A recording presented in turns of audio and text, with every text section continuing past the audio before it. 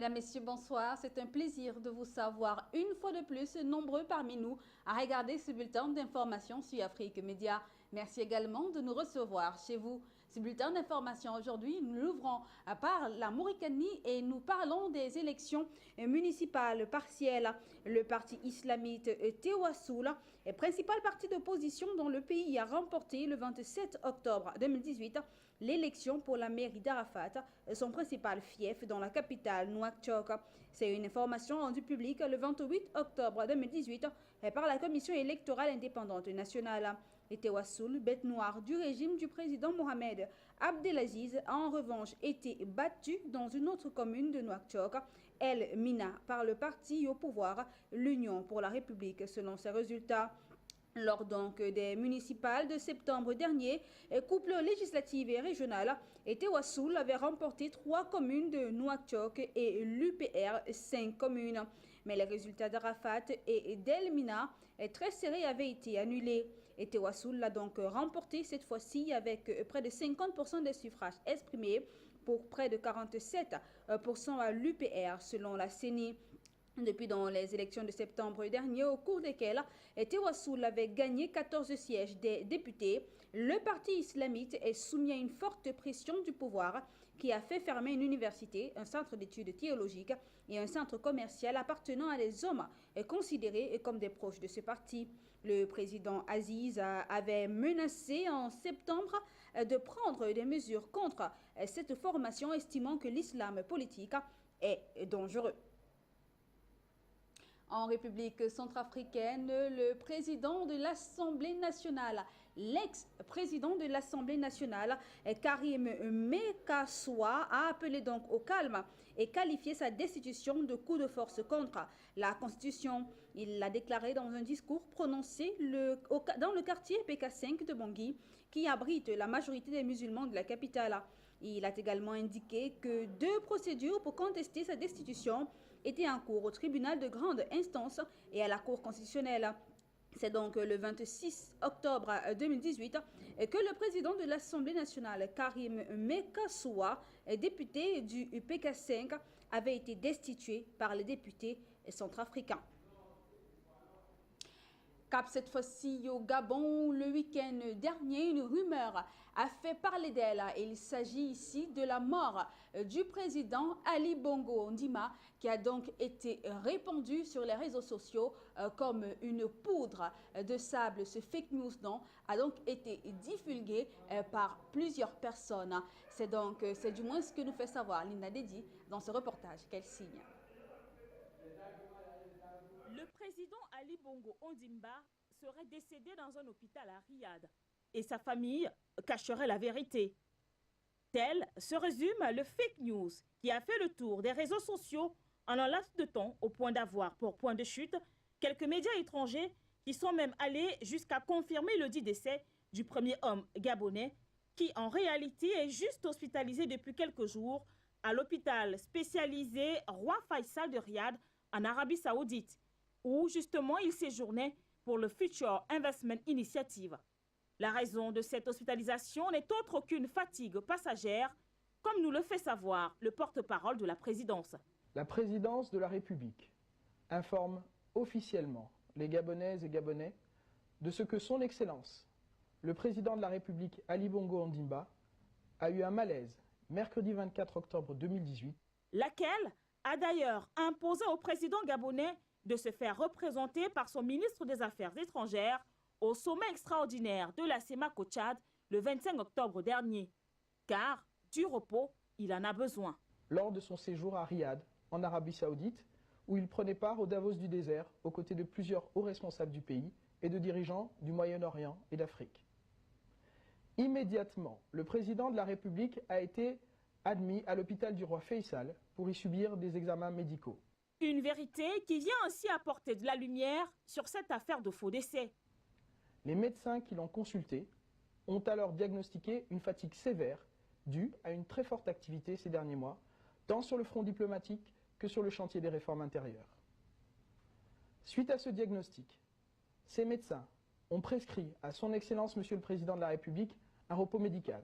Ceci dit, prompt rétablissement au président Ali Bongo Ondimba.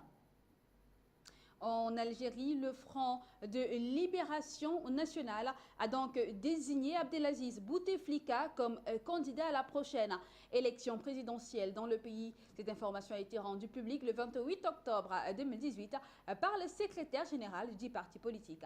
Les détails avec vous, Halid Mama. Le choix du Front de la Libération Nationale repose sur le candidat Abdelaziz Bouteflika. Ceci pour les élections présidentielles prévues en avril 2019 en Algérie. C'est du moins ce qu'a déclaré le secrétaire général du parti, Jamel Ould Abbès. C'était lors de la cérémonie d'investiture du nouveau président du Parlement, Mouad Bouchareb. Cette annonce ne vient qu'appuyer l'affirmation du secrétaire général faite au mois de juillet dernier. Une annonce qui exprime le souhait contre les militants du parti de voir le président Bouteflika briguer un 5e mandat.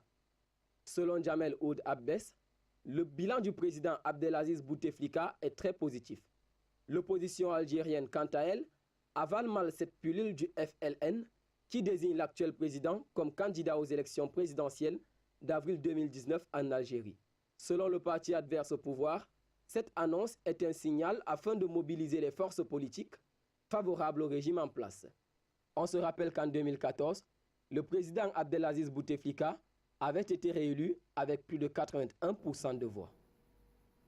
Toujours en Algérie, le gouvernement a donc donné son feu vert pour 135 projets dans le secteur de l'aquaculture durant cette année. Les services de la direction de la pêche et de l'aquaculture ont reçu quelques 400 projets d'investissement dans le secteur. Selon le directeur général de la pêche et de l'aquaculture au ministère algérien de l'agriculture et de la pêche, Taha Amouche, et quelques 135 nouveaux projets en aquaculture viennent d'être avalisés à l'échelle nationale. Intervenant cette semaine, la semaine dernière, face à la presse à Mostaganem, en marge de sa visite dans des sites aquacoles de Ouilala, le responsable a confié que depuis le lancement de ce type d'investissement dans le pays, ces services ont reçu plus de 400 demandes, dont 192 pour l'année en cours, preuve de l'intérêt croissant pour le secteur.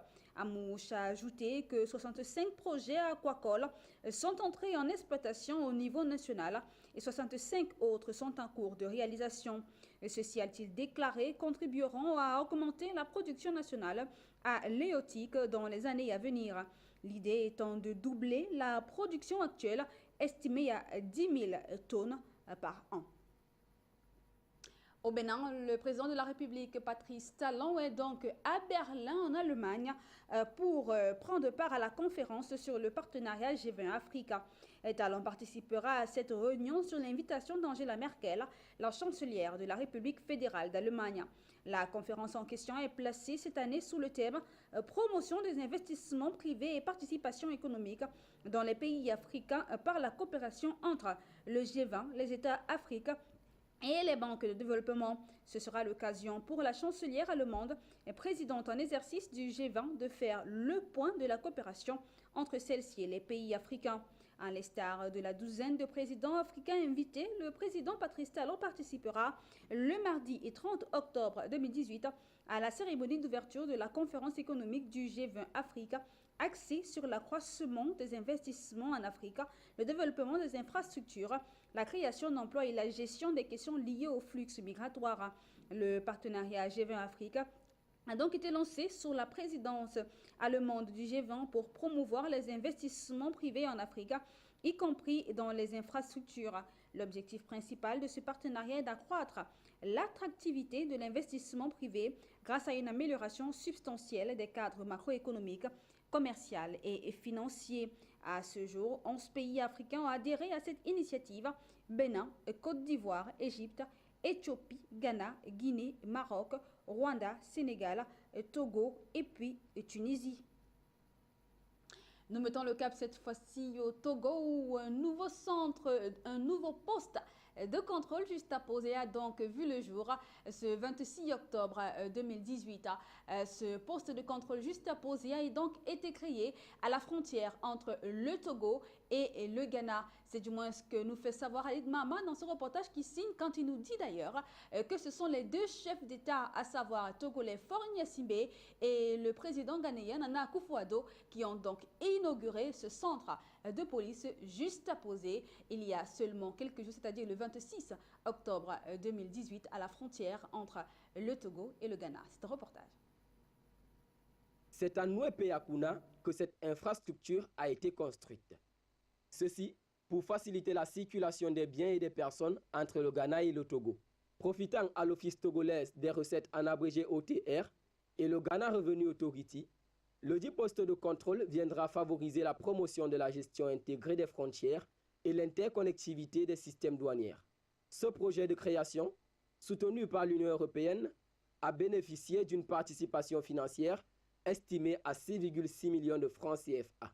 Par ailleurs, il faut dire que la réalisation de ce poste de contrôle juxtaposé se fait dans le cadre de la politique d'intégration de la communauté économique des États de l'Afrique de l'Ouest, sans toutefois omettre l'Union économique et monétaire ouest-africaine.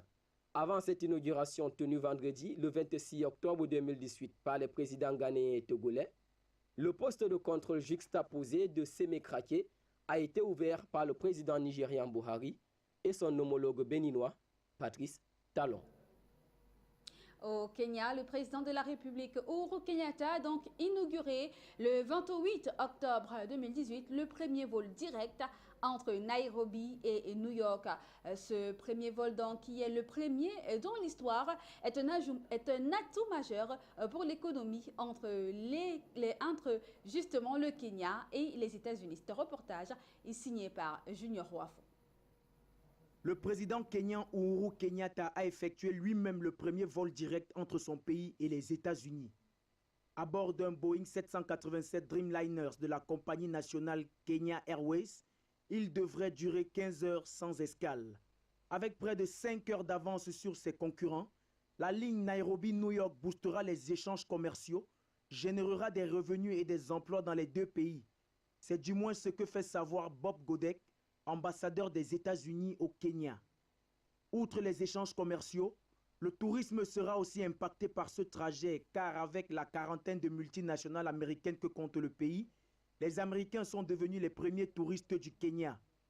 La toute première ligne aérienne entre l'Afrique de l'Est et la première puissance mondiale devra à la fois réduire la dette de Kenya Airways qui est actuellement estimée à 267 millions de dollars et ensuite confirmer le slogan de la compagnie qui fait d'elle la fierté de l'Afrique.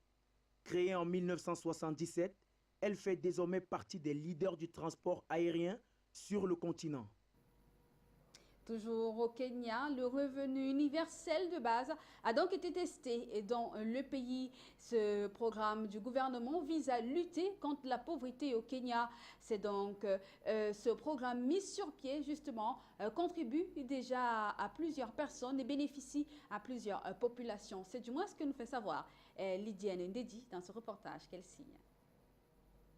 Dans une lutte bien plus qu'efficace contre la pauvreté au Kenya, le pays expérimente depuis plusieurs mois le revenu universel, un test sur lequel repose l'espoir de plusieurs Kenyans qui vivent avec des revenus qui avoisinent le seuil de pauvreté dans le pays. C'est l'organisation Give Directly qui mène cette expérience en se démarquant de l'aide humanitaire traditionnelle. L'assistance consiste depuis 2010 à donner de l'argent directement aux personnes ciblées par cette opération plutôt que de décider à leur place de ce qu'ils ont besoin.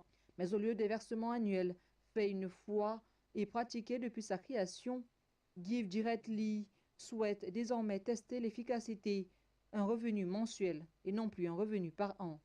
En mode expérimental, donc, les habitants de 40 localités de la région de Bondo, à l'est du pays, recevront 2220 shillings, soit environ 20 € par mois pendant 12 ans.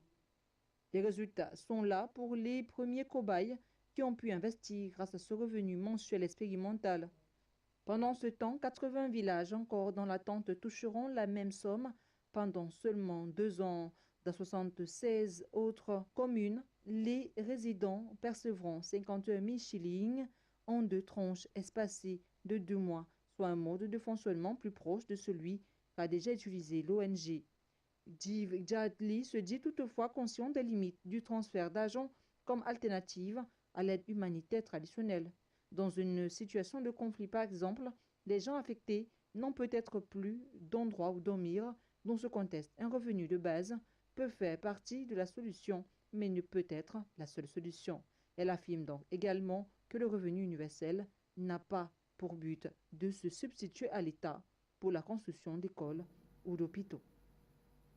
Au Cameroun, l'Université de Bourgogne et l'Institut africain d'informatique a donc intégré un master en sécurité de systèmes numériques à l'IAI, des expertises combinées donc qui aideront les ressortissants africains à se former au terroir. C'est un reportage signé par Patrick Eya, notre correspondant au Cameroun depuis la ville de Yaoundé. L'Université de Bourgogne en France délocalise un master professionnel à l'Institut africain d'informatique du Cameroun. Le Centre d'excellence technologique Paul Biya a donc abrité la cérémonie de rentrée solennelle du master en sécurité des systèmes numériques de l'Université de Bourgogne. C'est un diplôme d'une université publique. Les étudiants qui suivent cette formation auront un diplôme de l'Université de Bourgogne. Donc, du fait que ce soit un diplôme d'une université publique, ils n'auront pas de soucis au niveau établissement des équivalences. Donc l'accord prévoit déjà que les diplômes soient reconnus, les diplômes des universités françaises. Il s'agit donc d'une véritable aubaine à la fois professionnelle et scientifique pour les États d'Afrique en général et ceux d'Afrique centrale en particulier, qui n'auront plus à envoyer leurs experts aller se faire former en Occident ou tout simplement rechercher de l'expertise de ce côté-là. C'est une opportunité qui a été offerte à nos pays simplement parce que on s'est rendu compte qu'il y a beaucoup de demandes d'expertise qui viennent d'Europe, évidemment qui coûtent très très cher à nos pays. Les ressources locales donc puissent avoir la capacité de résoudre efficacement les problèmes sur la sécurité numérique. Et évidemment, nous n'avons rien contre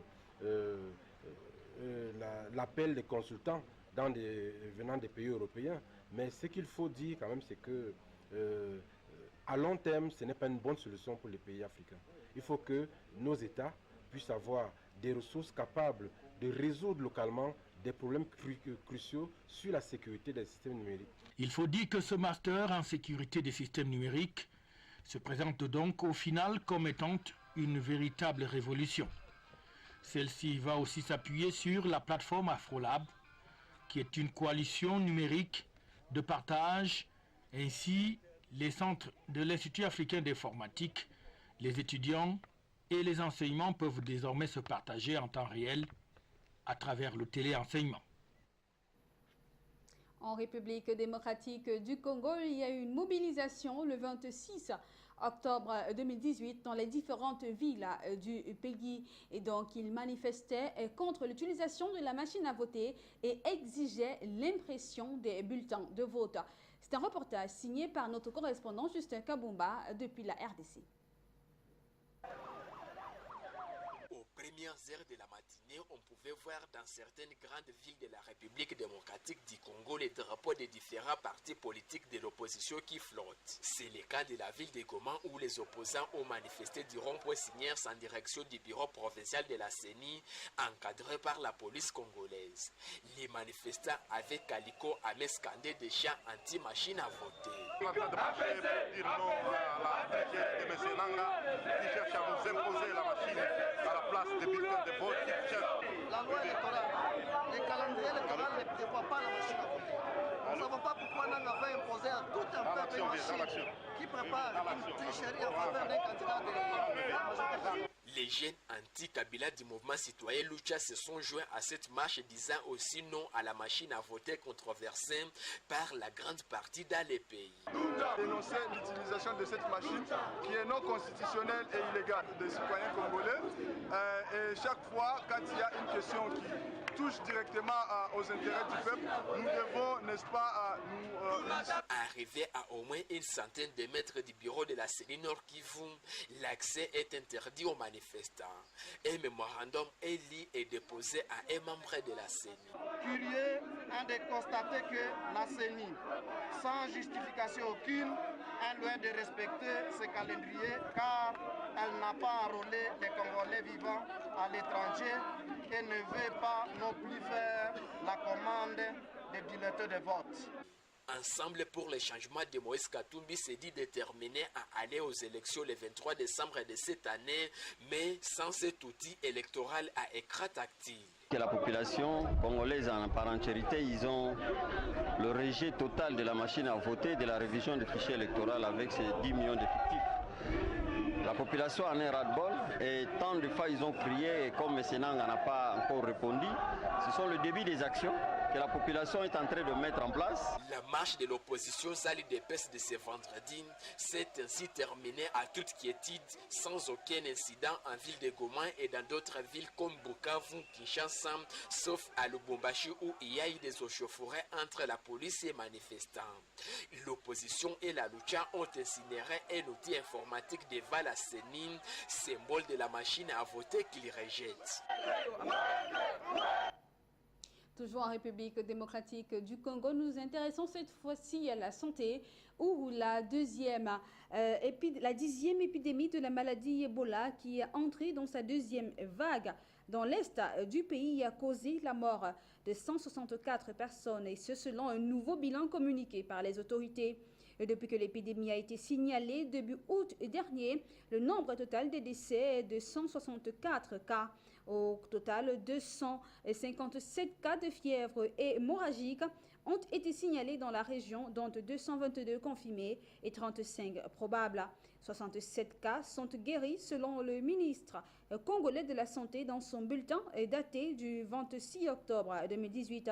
Mi-octobre, les autorités congolaises avaient déclaré faire face à une deuxième vague de l'épidémie de la maladie à virus Ebola d'une ampleur non encore déterminée à Beni et dans le nord Kivu. Et ceci à cause des résistances des communautés aux activités de riposte.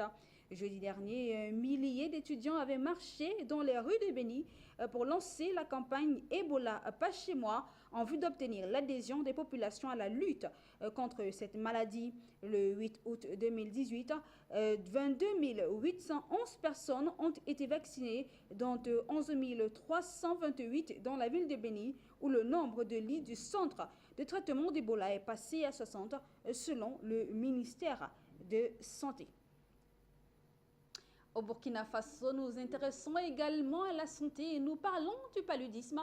Les autorités donc ont donné leur aval pour lancer le test des moustiques génétiquement modifiés, ceci dans le but de lutter contre justement cette maladie tropicale qu'est le paludisme. C'est un reportage signé par Lydienne Ndedi. La lutte contre le paludisme se performe de jour en jour au Burkina Faso. C'est suivant le projet Target Malaria qui consiste à effectuer dans les prochains mois un test expérimental. Il consiste à utiliser des moustiques génétiquement modifiés pour barrer plus efficacement la route au paludisme.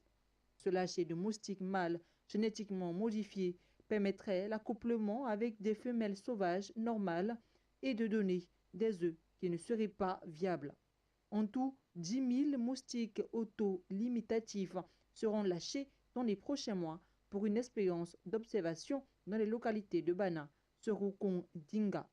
Ces lâchers à petite échelle permettront d'acquérir des informations sur le taux de survie quotidien des moustiques mâles stériles et sur leur mouvement dans le village et sur la capacité de ces moustiques à participer aux SM. En septembre, le projet a reçu l'autorisation de l'Agence nationale de biosécurité. La technologie, une fois adoptée, pourrait permettre d'éradiquer le paludisme en éliminant Anopheles gambiae. Cependant, ce procédé est décrié par des organisations de la société civile, précisément le collectif citoyen pour l'agroécologie qui craint une catastrophe en s'appuyant sur une description tout aussi scientifique. Cette soixantaine d'organisations estiment que le risque zéro n'existe pas, surtout qu'avec des manipulations génétiques, le risque est plus élevé. Le lâcher des moustiques génétiquement modifiés comporte un risque de catastrophe sanitaire effroyable. Au Burkina Faso, le paludisme constitue un problème majeur de santé publique avec plus de 8 millions de cas estimés entre 2016 et 21 000 décès. Au plan mondial, selon l'Organisation mondiale de la santé, on estime qu'il y a eu en 2016 216 millions de cas de paludisme dans 91 pays, soit 5 millions de cas de plus qu'en 2015. Le paludisme a entraîné 445 000 décès en 2016, 90% des cas de paludisme et 91% des décès dus à cette maladie sont survenus en Afrique. Nous ouvrons la page étrangère dans ce bulletin d'information et nous l'ouvrons avec l'Angleterre où il y a eu un crash dans le pays qui a donc causé la mort de 5 personnes et parmi elles le président du club de football de la ville de Leicester et 4 autres victimes. Le crash en question a eu lieu le 27 octobre 2018 dans la dite ville. C'est un reportage signé par Junior Roifou. Le Thaïlandais Vishai Srivadhanaprabha a perdu la vie dans le crash de son hélicoptère. 4 autres personnes à bord ont péri dans cet engin qui a échoué à l'extérieur du King Power Stadium. Rendu sur place, la police a pu identifier les victimes et selon le bureau d'enquête britannique sur les accidents aériens, les raisons du drame sont pour l'heure indéterminées. Âgé de 60 ans, l'homme d'affaires avait acheté en 2010 le Leicester Football Club et 6 ans après, cette équipe rendait la ville célèbre en remportant son premier titre de champion d'Angleterre. Décrit comme un homme au grand cœur, les nombreux supporters de son club lui ont rendu hommage ce dimanche 28 octobre 2018 après l'officialisation de son décès. Avant qu'il ne soit propriétaire, Leicester était une petite équipe qui espérait accéder à la Première Ligue. Aujourd'hui, le club s'est établi dans l'élite du foot anglais. Nous avons gagné le titre, joué la Coupe d'Europe, donc il a apporté beaucoup à l'équipe et aux fans, et bien plus encore. Il a investi dans les hôpitaux de la région. Il a donc fait bien plus que la plupart des propriétaires de clubs de football. Il ressemblait davantage à un supporter qu'à un businessman. Il faisait partie de la foule. Quand il a racheté le club, on n'était rien. J'ai enlevé mon écharpe sur laquelle est écrit champion, car c'est grâce à lui tout ça, c'est lui le champion. Un livre de condoléances sera ouvert ce mardi 30 octobre 2018 dans le stade de Leicester pour tous ceux qui voudront lui rendre un dernier hommage. Et nous terminons par le Brésil où Jair Bolsonaro a donc été élu président avec 55,3% des voix. Et ces résultats ont été communiqués par le tribunal supérieur électoral après dépouillement de plus de 98% des bulletins de ce second tour de la présidentielle. Son adversaire de gauche, Fernando Haddad, a obtenu 44,7% des voix. L'ex-capitaine de l'armée a rappelé sa promesse de changer son pays dans son premier discours retransmis en direct sur les réseaux sociaux. Dès l'annonce des résultats, des milliers de partisans de Bolsonaro ont célébré sa victoire. Le 7 octobre dernier, déjà Bolsonaro avait frôlé l'élection au premier tour en arrivant en tête avec 46% des suffrages face à Fernando Haddad, dauphin de l'ex-président Lula qui avait obtenu 28% des voix. Après donc une dure campagne de l'entre-deux tours alimentée par des discours de haine et émaillés de violence, le vote s'est déroulé dans le calme selon le ministre de la Sécurité publique, Raoul Junquemann. Voilà qui met un thème à cette autre édition d'information en langue française sur Afrique Média. De votre fidélité, nous vous remercions. N'oubliez pas que nos programmes se poursuivent sur votre chaîne panafricaine.